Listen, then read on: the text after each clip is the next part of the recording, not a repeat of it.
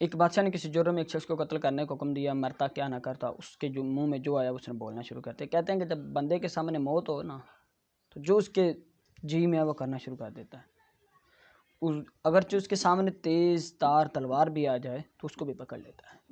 غربی شعر یوں کہا گیا کہ انسان مایوس ہو جاتا ہے، اس کی زبان لمبی ہو جاتی ہے جیسے بلی گھبرا کر شیر پر حملہ کر دیتی ہے. تو بادشاہ کی زبان اور تھی، وہ سمجھ نہ سکا کہ یہ شخص کیا کہہ رہا ہے. تو بادشاہ نے اپنے درباریوں سے پوچھا کہ یہ شخص کیا کہہ رہا ہے.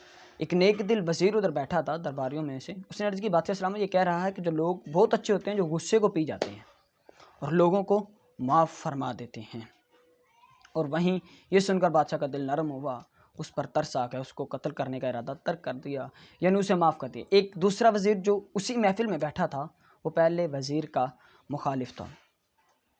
اس نے سوچا کہ یہ میرے لیے موقع غنیمت ہے، میں موقع غنیمت جان کر اس وزیر کو پول کھول دیتا ہوں. تو اس نے بادشاہ سے کہا کہ یہ ہمیں نہیں زیب دیتا کہ وزیر لوگوں کو کہ جھوٹ بولیں بادشاہ کے سامنے.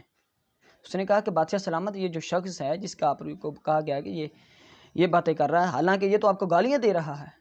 تو بادشاہ سن کر پریشان ہو گیا اور بادشاہ نے دوسرے وزیر کو کہا کہ بدبخت، مجھے تیرے سچ سے زیادہ پسند وہ جھوٹ آیا تھا جو اس شخص کو بچا رہا تھا.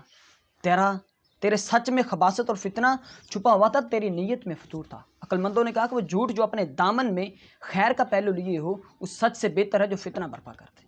فرید ایران کا ایک بادشاہ ہوا ہے جس نے ضحاک کو شکست دے کر ایران، توران اور روم و شام پر قبضہ کیا، لوگوں پر نہایت ہی انصاف سے حکومت کی. اس کے محل کے محراب پر اس واقعہ کے مطابق یہ شعر لکھا ہوا ہے کہ بھائیو دنیا کسی کے پاس نہیں رہتی، لہٰذا اس بے وفا دنیا سے دل لگانے کی کوئی ضرورت نہیں ہے.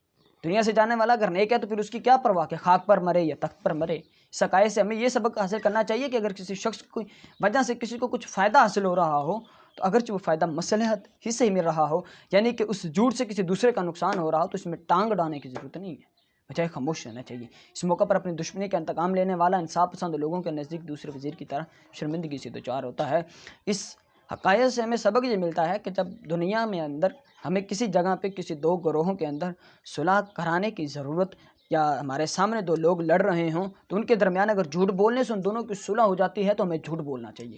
یہ نہ ہو کہ اس کی سچ بات بتا دیں اور وہ ایک دوسرے کے خلاف ہو جائیں. جب مسرت امیز جھوٹ چھپا کر بات کرنے سے فتنے کا دروازہ بند ہوتا ہے تو دو لڑنے والوں میں صلح ہوتی ہے، خان کی زندگی میں کشیدگی ختم ہوتی ہے. کس قدر اس کی اجازت ہے. اس لیے علامہ شیخ سعدی علیہ رحمہ فرماتے ہیں کہ جھوٹ سچ سے بہتر ہے.